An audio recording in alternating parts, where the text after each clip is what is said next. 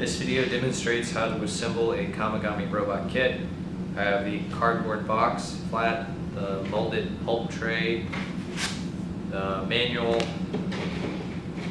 chassis flat, one shell, bag of rivets, USB cable, and a tested electronics module. First step is to assemble the box. Punch out these.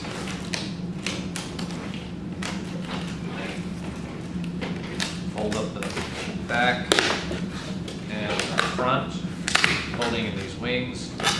Fold up the sides, ensuring that the teeth fit into the small slots. Repeat on the other side.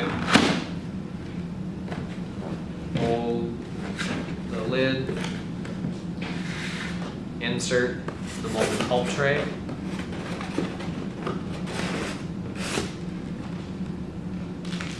Place the rivets, USB cable, and electronics module into the pulp tray. Place the manual into the slot of the pulp tray. Place the chassis flat on top of the pulp tray, and finally the shell kit. Close the lid, and the kit is complete.